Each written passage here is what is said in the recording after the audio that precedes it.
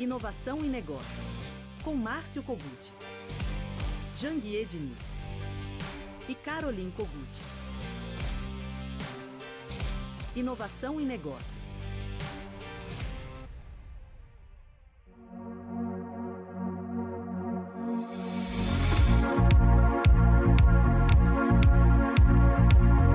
Todos os dias, milhões de pessoas usam seus cartões para viver momentos únicos e realizar sonhos.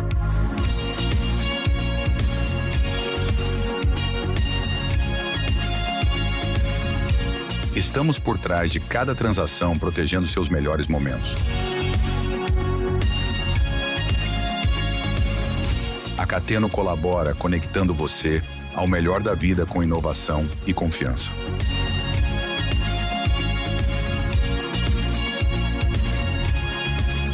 Você não vê, mas nós estamos lá. Cateno. Inovação é a nossa marca.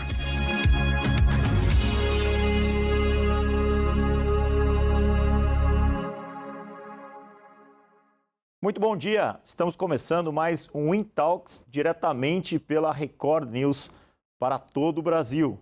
E hoje recebemos Henrique Fernando Lucas, CEO da Cateno, uma das principais empresas de meio de pagamento do país. A Cateno foi fundada através de uma joint venture com o Banco do Brasil e SL e é uma das maiores empresas no sistema de pagamento. À frente da Cateno, Henrique está profissionalmente há mais de 20 anos, com experiência no mercado financeiro, MBA executivo, já teve uma jornada aí por grandes empresas como a Granito e hoje, como CEO da Cateno, Henrique também está à frente de grandes projetos. Henrique, muito prazer. Obrigado por ter você aqui comigo no WinTalks. É muito legal estar conversando com uma pessoa de sucesso como você, ainda mais no meio do pagamento, que é uma coisa que eu tenho muita afinidade. Muito obrigado. Primeiro, eu gostaria de agradecer o convite, por estar aqui também. É um prazer estar com você e compartilhando um pouco da nossa experiência, né? Vamos compartilhar um pouco do que a gente tem aí para falar do mercado de meio de pagamento e da nossa história com você. Legal, legal. Te chamo de Henrique Lucas, pode ser Henrique? Henrique. Então eu vou te chamar de Henrique. Henrique, seguinte, todo entrevistado que vem aqui, a gente gosta de primeiro conhecer a jornada, né? Porque hoje todo mundo vê o Henrique, CEO da Cateno, uma das maiores empresas aí no segmento de pagamento, né? Gigante, processando pagamentos aí, bilhões em pagamento, mas não sabe a história do Henrique, né? Não sabe a jornada do Henrique. Então, eu queria que você contasse para os telespectadores aí quem é o Henrique, da onde o Henrique nasceu e qual foi a jornada do Henrique até chegar a ser o CEO da Cateno. A jornada, quando é contada pelo final, né, sempre é muito bonito, né? Mas a gente tem que olhar de onde a gente veio. Acho que é importante a gente falar um pouco de história, falar um pouco de experiência, falar um pouco de estudo, de como a gente conseguiu, né, atingir um patamar de experiência que nos qualificou a estar na posição hoje, atualmente, de CEO da Cateno. Assim, eu sou mineiro de Belo Horizonte, né, atleticano, venho em São Paulo sempre, desde quando eu entrei no mercado financeiro.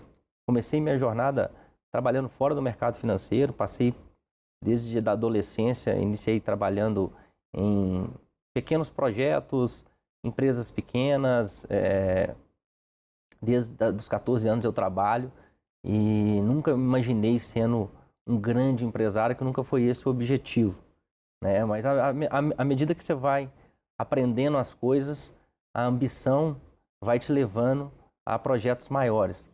E eu fui picado pela a abelhinha do estudo e eu fiquei muito motivado quando eu decidi fazer o curso de economia.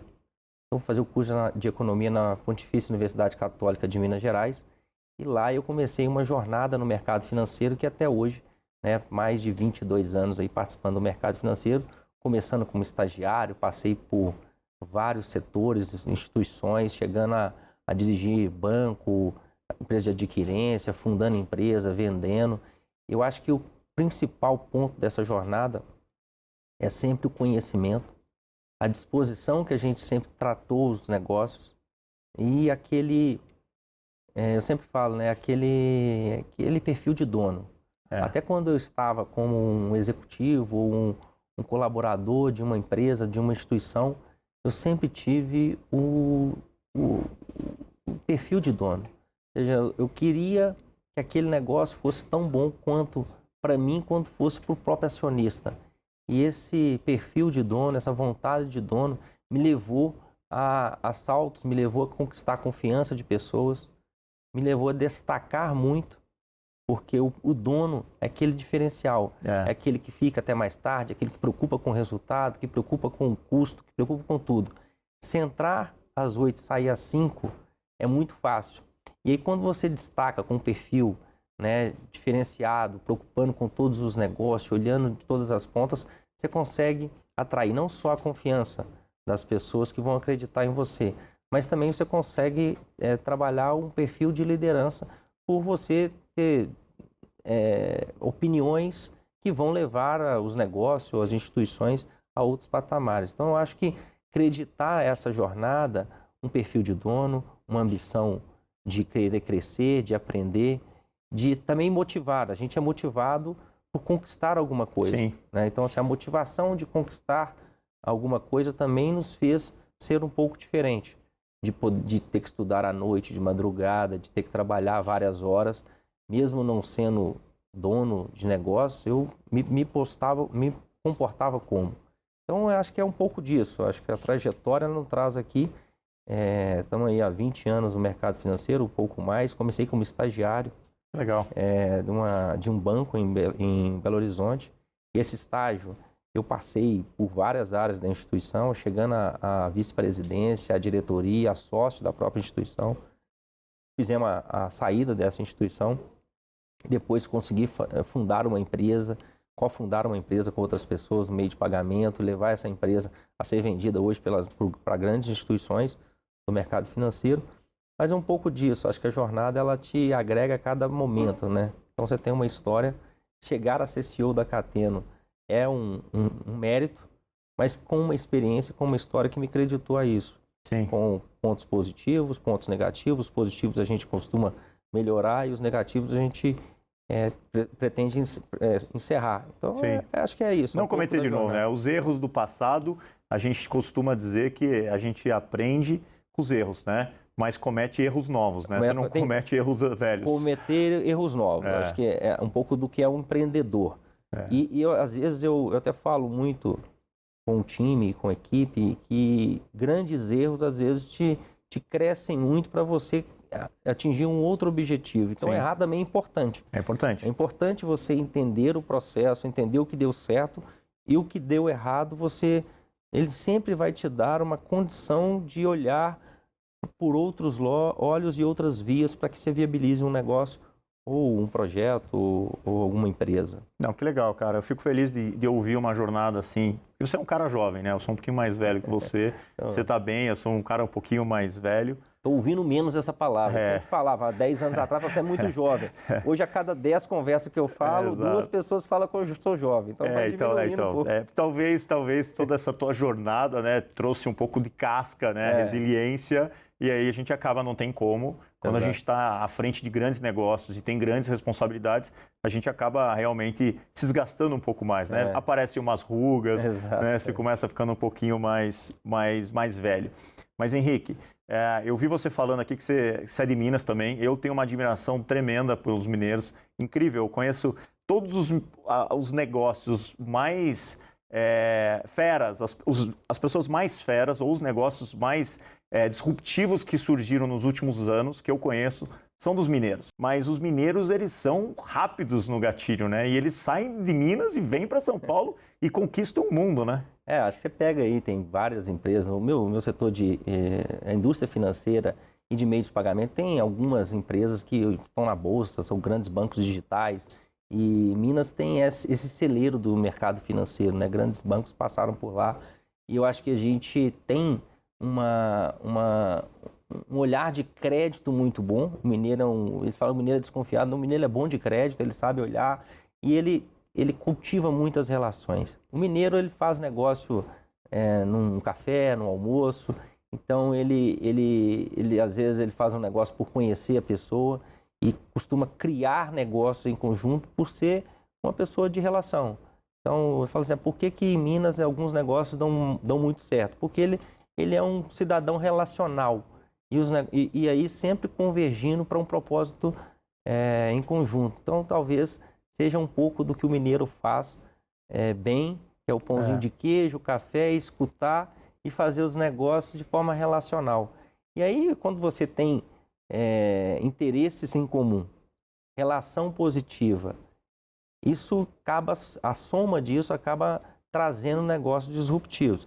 Negócio, Márcio, eu aprendi muito com o tempo. Negócio é cultura. Cultura. Quando você tem uma empresa, esses dias eu estava conversando com um empresário e uma vez a gente estava tomando uma decisão em fechar um negócio com uma empresa que já tinha um faturamento estável, mas uma cultura difícil. E uma empresa mais leve do mesmo segmento, com metade do faturamento, mas com uma cultura mais disruptiva, uma cultura mais ágil, uma percepção de vontade de mudança e de crescimento. E eu comentando com as pessoas, eu prefiro fazer um negócio com a empresa menor, que tem menor resistência à mudança, que as pessoas estão querendo a mudança, Sim. do que fazer com aquela empresa que já tem um faturamento estável, que os sócios já não precisam mais daquele negócio para sobreviver, já estão estabilizados com geração de caixa. Fica meio travado. E eles não querem correr o risco do crescimento. Porque assim, apostar no crescimento de um negócio é correr um risco. Porque você sair da sua estrutura que já é cômoda, às vezes você tem um negócio que já está gerando resultado, e aquele resultado para você já está ok para o seu sócio e para a estrutura da companhia. Querer mais, querer crescer, não só pelo resultado, mas pelo que o negócio entrega. É difícil, porque você vai correr risco. Às vezes você vai entrar em alguns mercados que você pode perder dinheiro, então você vai expor o seu capital a um risco, mas acho que tudo nesse negócio vai acabar sendo cultura. Cultura da empresa, ela faz a diferença. Quem olhou para a cultura organizacional? Porque no papel, o fluxo de caixa descontado vai crescer 30%, 40% ao ano, tudo vai funcionar no papel e no PowerPoint. Agora, quem executa são as pessoas. Quem executa é a cultura. Então, se você tem uma cultura alinhada, eu acho que esse é o grande desafio um pouco dos líderes e dos CEOs das empresas, as pessoas que estão liderando grandes corporações, conseguir construir uma cultura robusta. E a cultura, ela é a principal motivação e é o principal barreira para a crise. Uma empresa com cultura forte, ela é resistente à crise. E principalmente no Brasil, que a volatilidade do mercado, uma hora nós estamos num mercado em expansão, uma hora o mercado está em contração, uma hora você tem juros altos, você tem juros baixos, você tem um mercado muito cíclico. E esse mercado volátil, você tem que conseguir continuar crescendo, mesmo o mercado estando em volatilidade. E uma empresa com cultura forte, ela consegue supera se posicionar nesses ambientes. Exato. Tanto o ambiente em expansão, quanto o ambiente em contração.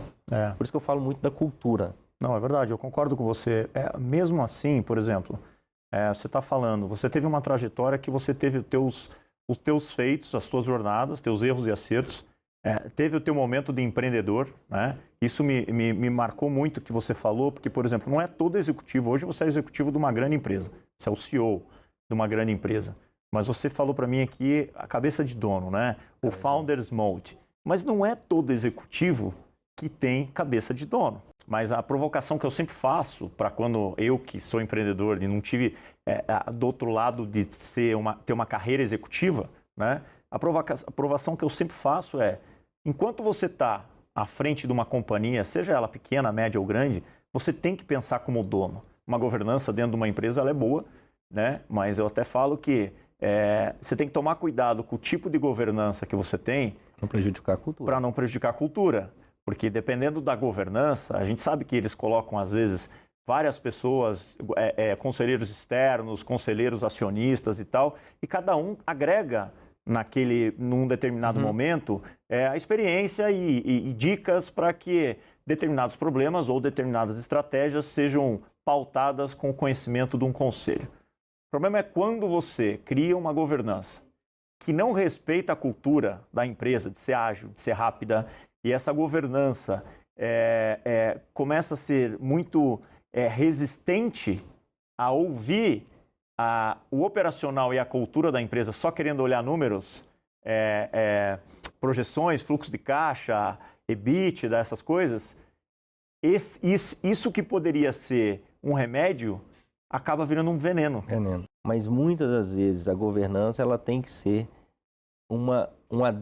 ela tem que adentrar a cultura da empresa. Ela não pode ser impositiva. Ela tem que ser uma governança dentro da própria cultura. E isso fazer é difícil, porque você vai trazer profissionais que estão habituados a outras culturas. Então, o negócio, quando você está falando de cultura e governança, que é um trade-off, transmitir para o time interno a responsabilidade, a qualidade dos materiais e da forma que a gente tem que entregar o resultado, dos nossos riscos e toda a política que a empresa impõe, que os acionistas impõem, que a governança impõe, mas também conseguir construir uma plataforma cultural onde as pessoas se ajudam, onde as pessoas se complementam, onde as pessoas têm uma jornada. E continua sendo ágil, uma empresa continua sendo ágil. E a gente está encerrando o Intalks de hoje. E eu tive a conversa aqui do Henrique Lucas, CEO da Cateno, uma das maiores empresas de pagamento do Brasil. Mas a gente volta no próximo programa para falar um pouquinho mais sobre essa trajetória do Henrique em meios de pagamento e também sobre a Cateno. Eu vejo você no próximo programa.